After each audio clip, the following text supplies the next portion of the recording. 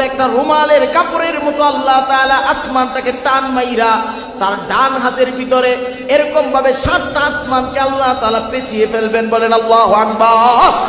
সেদিন আসমানের কোনো ক্ষমতা থাকবে না, আসমানের কোনো বরত্ব থাকবে না।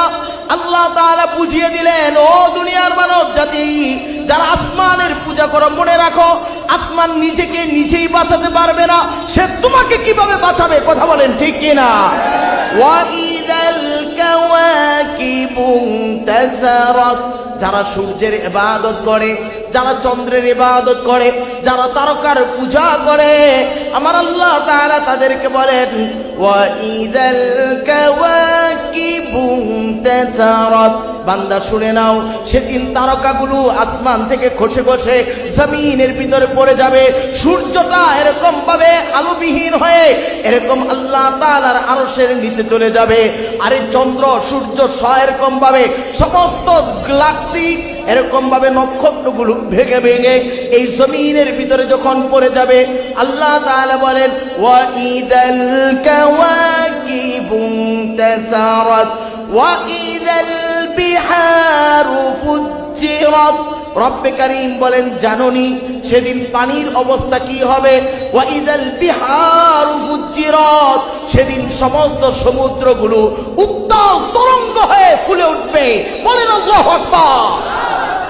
আমার ভাইয়েরা, তাফসীরে মারিফুল কুরআনের ভিতরে আল্লামা শফী রহমাতুল্লাহি আলাইহি লিখেছেন, আল্লাহ তাআলা গোটা বিশ্বময় গোটা পৃথিবীর জমিনে আল্লাহ তাআলা 7টা সাগর তৈরি করেছেন, জাহান্নামও 7টা তৈরি করেছেন। কয়টা? জাহান্নাম 7টা, সাগরও 7টা। তাফসীর কারকরা লিখেছেন এরকম ভাবে আল্লাহ তাআলা জাহান্নামকে নিচের দিকে রেখেছেন, এই জন্য 7টা সাগরের নিচে 7টা এরকম ভাবে জাহান্নামকে আল্লাহ রেখে দিয়েছেন। এই জাহান্নামের ভিতরে কারণটা কি জানেন কিনা? সাগরের ভিতরে কখনো কখনো জোয়ার বাটা আসে কি আসে না? আরে কথা বলেন, 12 ঘন্টার ব্যবধানে জোয়ার বাটা হয়, ঠিক কিনা? মাঝে মাঝে পানিটা এরকম ফুলে উঠে পড়ে, জোয়ার আসতে দেরি পুরা সমুদ্র উত্তাল হয়ে যায়, সমুদ্রের পানিটা বেড়ে গিয়ে খাল নদী গানা সব কটা খাল ভরে যায়। এরে ভাই, কোথায় থেকে এই পানি আসে, আবার কোথায় এই পানিগুলো ঘর ঘর করে নেমে যায়? আপনাদের একটা উদাহরণ শুনিয়ে দেই, শোনেন। আমাদের মা বোনেরা যখন রান্না বান্না শুরু করে, পাতিলের উপরে যখন এরকম ভাবে চুলার উপরে যখন পানি দিয়ে পাতিল বসায় দেয়, যখন নিচ থেকে গরমের তাপ ধীরে ধীরে বাড়তে থাকে, হঠাৎ করে পানিগুলো বকলাতে থাকে। কথা বলেন ঠিক কিনা? এরকম ধীরে ধীরে এরকম ভাবে পাতিলের নিচের পানিটা এরকম বুকলাতে বুকলাতে উপরের দিকে চলে আসে, মুখ বেয়ে পড়ে যায়।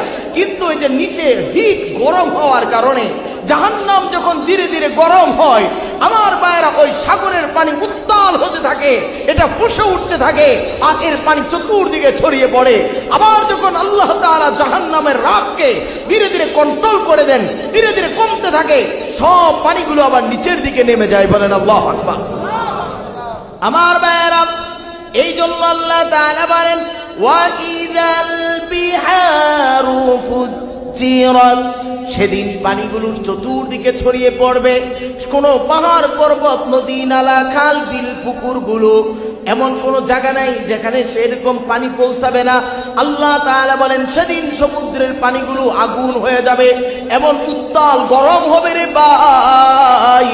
বিজ্ঞানীরা বর্তমানে পরীক্ষা করে দেখেছেন যে সমুদ্রের ভিতরে উত্তাল ঢেউয়ের ভিতরে লঞ্চগুলো ডুবে যায়। আমার ভাইয়েরা, তারা পরীক্ষা করে দেখেছে সমুদ্রের বাড়ির কারণে, ঢেউয়ের বাড়ির কারণে সমুদ্রের ঢেউয়ের উপরে আগুন তৈরি হয়ে যায়। কারণ আল্লাহ তাআলা কোরআনে নিজেও বলেছেন ওয়াইদাল বিহারু ফুজ্জিরাত, সেদিন সমুদ্র উত্তাল তরঙ্গ হয়ে এটা ফুলে এরকম ভাবে ফেপে উঠবে, এটা এমন গরম হবে, আল্লাহু আকবার, চতুর্দিক এই গরম পানি ছড়িয়ে পড়বে। আমার ভাইয়েরা, এরকম ভাবে শুধু তাই নয়, ওয়াইদাল কুবুরু বুসিরাত, আল্লাহ তাআলা সূরাতুল ইনফিতারের 4 নম্বর আয়াতে এবার ঘোষণা দিয়ে বলেন ওয়াইদাল কুবুরু বুসিরাত, সেদিন এরকম ভাবে সমস্ত কবরগুলো খুলে দেওয়া হবে। এরে ভাই, এখানে অনেকে আছেন আপনার বাবা বড় ধনী মানুষ, এই জন্য বাবার কবরটাকে সিমেন্ট দিয়া পাকা কইরা উপরে টাইলস লাগাইয়া দিছেন, শক্ত করে লোহা মাইরা দিছেন। না না না, কোনো লাভ হবে না। আল্লাহ তাআলা ওয়াইদাল কুবুর বুসিরাত, সেদিন কবরগুলোকে ঠাস ঠাস করে খুলে দেওয়া হবে। এরে ভাই তোমার পীর সাহেবের কবর, এরে ভাই তোমার বুজুর্গওয়ালার কবর, তোমার মায়ের কবর, বাবার কবর, যেই কোনো কবরকেই যদি তুমি